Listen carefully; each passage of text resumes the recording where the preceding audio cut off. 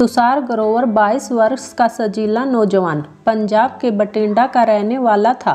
वह अपने माता पिता का इकलौता लाडला बेटा था। इसके साथ साथ तुषार बहुत ही होनहार, समझदार और काबिल लड़का भी था। तुषार ने कंप्यूटर सॉफ्टवेयर में डिप्लोमा कर रखा था और उसे अमेरिका से नौकरी के लिए बुलावा भी आया था। घर वाले चाहते थे कि तुषार पहले शादी कर ले, उसके बाद अमेरिका जाए, इसलिए उन्होंने तुषार के लिए लड़कियां देखनी शुरू कर दी। लेकिन तुषार को कोई लड़की पसंद ही नहीं आ रही थी। घर वाले थक गए थे उसे रिश्ते दिखाते दिखाते, पर तुषार था कि हर लड़की में कोई ना कोई मीन मेख निकालता रहता। किसी की आँख, किसी की नाक, किसी की बात, किसी की आवाज़ को लेकर वह नुक्स निकाला करता। कोई बिचौलिया ऐसा नहीं था जिसने तुषार के लिए रिश्ते नहीं दिखाए होंगे, लेकिन सब थक गई। ऐसे में एक दिन तुषार के मम्मी पापा को एक लड़की बहुत भा गई। हुआ यूँ कि वह दोनों शिवरात्रि के अवसर पर शिव के मंदिर में दर्शन के लिए गए थे। वहीं पर एक बहुत प्यारी सी लड़की अपनी दादी को लेकर वहां दर्शन करने को आई थी। तुषार के माता पिता पहली नज़र में उस पर मोहित हो गए। फिर उसकी दादी से बातचीत कर उन्होंने उनके जाति गोत्र पता किए, फिर अपने तुषार के बारे में बताए तो दादी ने उन्हें लड़के के साथ अपने घर आने का निमंत्रण दे दिया। ठीक वक्त पर दादी के लिखाए पते पर वह तीनों पहुंच गई। लड़की का नाम उपासना बताया। वह 2 बहनें, माता पिता के साथ दादी, ऐसे 5 लोगों का परिवार था। तुषार को उपासना और उपासना को तुषार पसंद आ गई। फिर बुजुर्गों ने दान दहेज की बात भी तय कर ली। इस तरह से बात पसंद आई और पहले सगाई और 20 दिन बाद धूमधाम से शादी तय हो गई। सगाई में सिर्फ लड़का लड़की और दोनों तरफ के घर वाले ही बुलाए गए थे। उसके बाद 20 दिन का इंतजार था। फिर शादी के कुछ 1 हफ्ते बाद तुषार को अमेरिका के लिए निकलना था। शादी बड़े पैमाने पर धूमधाम से होना तय हुआ था, लेकिन शादी से 3 दिन पहले लड़की वालों का फ़ोन आया कि लड़की की दादी को अचानक हार्ट अटैक आया और उनका निधन हो गया है। इसलिए शादी में सिर्फ परिवार के लोग ही होंगे और कोई धूम धड़ाका नहीं होगा। तुषार के घर वालों को बहुत बुरा लगा। उन्होंने शादी के कार्ड जो छपवाए थे वो बर्बाद हो गए। शादी का हॉल बुकिंग किया था वह भी नुकसान हुआ। लड़की वालों ने कहा, दादी जी की 13वीं के बाद सारा दान दहेज और आपके बर्बाद हुए नुकसान रुपए हम चुका देंगे। इसी बिना पर तुषार के घर वालों ने वह बात भी मान ली और तय दिन बड़ी सादगी में तुषार की शादी उपासना के साथ हो गई।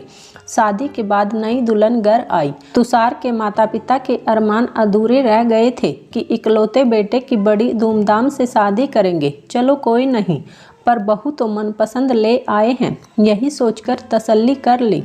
तुषार की दुल्हन को सभी रीति रिवाज करने के बाद बेडरूम में सजे हुए सुहाग सेज पर ले जाकर बिठाया गया। शादी से लेकर अब तक किसी ने दुल्हन का चेहरा नहीं देखा था, क्योंकि सजी हुई दुल्हन के साथ घूंघट में ही फेरे हुए थे।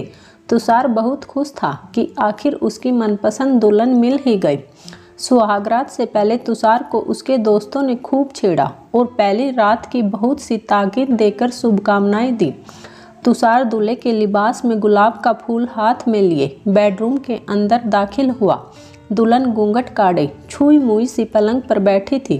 तुषार ने गुलाब का फूल उसे देकर कहा, सुबह से यह घूंघट हमारा दुश्मन बना हुआ है, अब तो हम इसे हटाते हैं। कहते हुए जब तुषार ने दुल्हन का घूंघट उठाया तो उसके होश उड़ गए और मुंह से चीख निकल गई। उसकी चीख सुनकर मम्मी पापा ने कमरे का दरवाज़ा ठोका। जब तुषार ने दरवाज़ा खोला तो गुस्से से चिल्लाया, पापा बहुत बड़ा धोखा हुआ है हमारे साथ। ये उपासना नहीं बल्कि कोई हिजड़ा बैठा है दुल्हन के लिबास में। यह सुन सभी के होश फाख्ता हो गए। सबकी खुशियों को ग्रहण लग गया।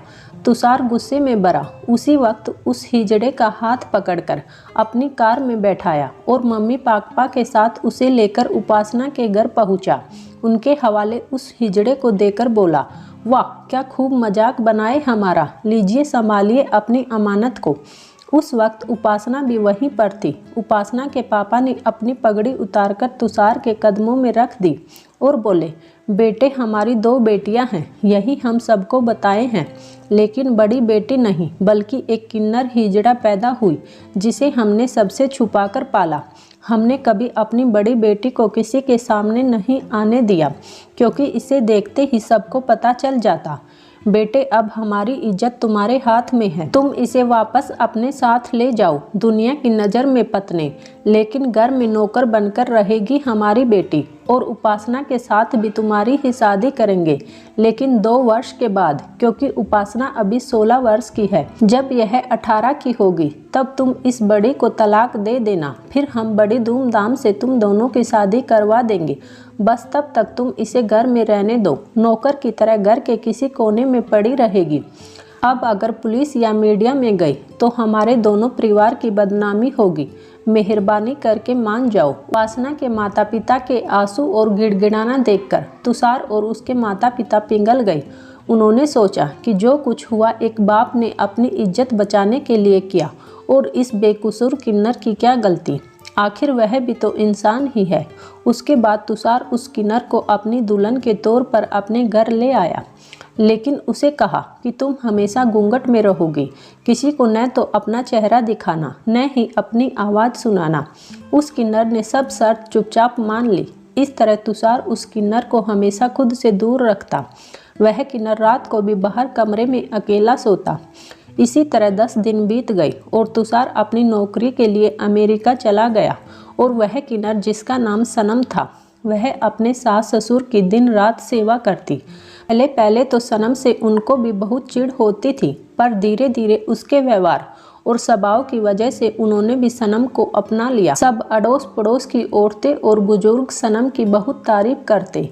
देखो, शादी के 6 महीने बाद भी तुषार की दुल्हन सबसे घूंघट करती है, कितनी शालीन है, और खाना तो इतना बढ़िया बनाती है कि कोई 5 स्टार होटल वाले भी फेल हो जाएं।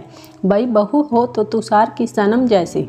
सेवा भाव से सनम ने सास ससुर का दिल जीत लिया। हर कोई इस अनदेखी सनम को पसंद करता था, लेकिन तुषार को सनम से नफरत बनी ही रही। तुषार को अमेरिका गए अब 1 वर्ष से ऊपर हो गया था। वह हर महीने घर में फ़ोन कर माता पिता का हालचाल पूछता रहता। इसी बीच सनम की छोटी बहन उपासना जब बहन से मिलने तुषार के घर आई तो उसने अपने पिता के बारे में असलियत बताई। उसने बताया कि उनके पिता के पास दान दहेज देने को कुछ है ही नहीं, और ऊपर से बहुत सारे कर्ज तले दबे हुए हैं। उन्होंने तुषार और सनम की शादी भी झूठ और धोखे से करवाई है, जबकि सच तो यह है कि पिता अब उपासना की भी शादी कहीं और करवाकर लड़के वालों से मोटी रकम हड़पना चाहते हैं। यह सुनकर हर कोई हक्का बक्का रह गया। सनम को भी बहुत तकलीफ हुई, यह जानकर कि उसका पिता सिर्फ सबकी जिंदगियों से खेल रहा है। उपासना से जब पूछा कि तू क्या चाहती है, तो उसने बताया कि उसे उनके पड़ोस के लड़के आरव से प्यार है और बहुत जल्दी वह दोनों घर से भागकर कोर्ट मैरिज करने वाले हैं। उपासना ने बड़ा विस्फोट तब किया जब उससे उसकी उम्र पूछी गई, तो उपासना ने बताया कि वह 19 वर्ष की है और सनम 21 की। तुषार के मम्मी पापा के सिर पर जैसे पहाड़ टूट पड़ा हो। न उन्हें लड़की मिली, न दान दहेज, न कोई सच्चाई, मिला तो सिर्फ और सिर्फ धोखा। उन्हें अपने प्यारे बेटे की किस्मत पर बहुत रोना आया। सनम ने उनकी हालत देखी तो हाथ जोड़कर बोली, मेरे पिता की हर गलती के लिए मैं माफ़ी मांगती हूँ। जो गलती मेरे पिता ने आप सबके साथ की है, मैं उसे सुधारना चाहती हूँ। मैं आपके बेटे की ज़िंदगी से चली जाऊँगी।